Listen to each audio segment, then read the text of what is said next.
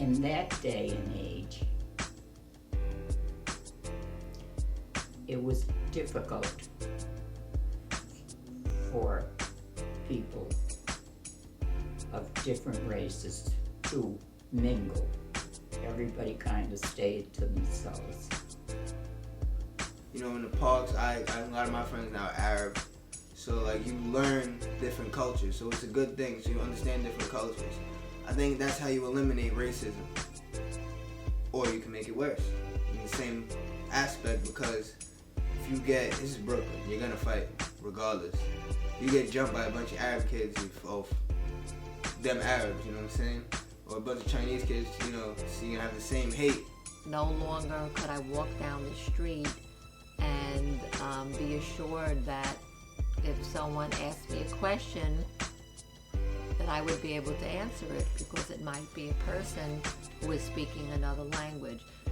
I felt like I was losing my identity as a New Yorker and as a Brooklynite.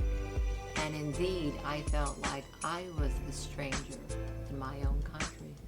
There was more crime that took place. You know, lower income families and housing had started to erupt in Brooklyn, and that, you know, in a way that was not a bad thing, because like I said, you're used to it with more diverse cultures.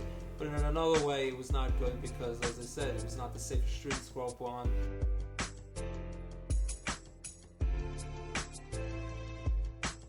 Grady High School was across the street of Ocean Parkway. They were a little different.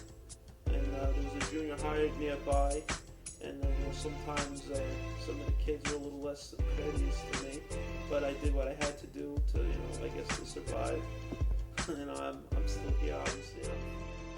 Yeah, I realized then that it was a sort of thing going on in Brooklyn that it's good, you assimilate different cultures and people who are speaking different languages and people I wouldn't necessarily hang out with all the time. But in a way, it's not the best of things, because yes, even for people who are native, Russian speakers, they're mostly being with their own people who speak that way.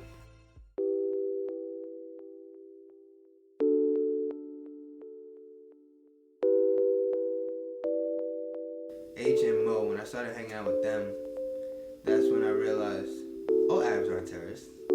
That's what I thought.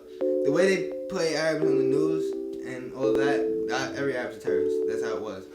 After 9/11, I hated Arabs. But then chilling with them and realizing, they're the same as us. They do the same thing. They just have their own culture. They have a different religion, which is cool. Everybody has their own beliefs.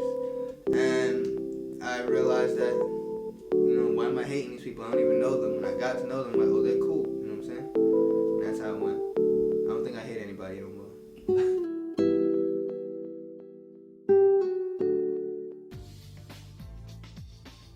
And be able to do other things. A few people I felt proud, because eventually I made it all the way from ESL, which is like the lowest level, and I made it all the way up to honors level class by the time I was in 5th grade, before I finished elementary school in Brooklyn. And I was proud, and it was cool to see some of the kids from that same ESL from 4 or 5 years earlier had made it all the way up to my Eagle honors class, they called it, and that was a cool thing. They had mastered English language, very good at math and science, English, reading, all that stuff. But it was quite a shock to me. So that's one of the things in Brooklyn that kind of shaped me. And in a way, it's kind of also taught me, especially as a little brother for the longest time, of my older brother Carl, very boisterous, very loud person. In a good way, though, usually in a good way. But he'd hog up a lot of the conversation, and it convinced me that maybe I should speak up for myself. And I've gotten better at that. I'm not always the greatest. I'm still, pretty humble and quiet at times. But nowadays, it's even paved me the way that I'm now not afraid. In college, I was doing journalism, broadcasting, doing school college radio as a DJ Roscoe. I'm doing stand-up comedy now. I'm talking in front and telling wisecrack jokes, making fun of my pathetic self in front of a massive amount of people. And I'm not afraid. I'm not shy anymore to that degree. Brooklyn has evolved dramatically through the years, yet one thing that remains constant is the pride and passion that Brooklynites share for their city.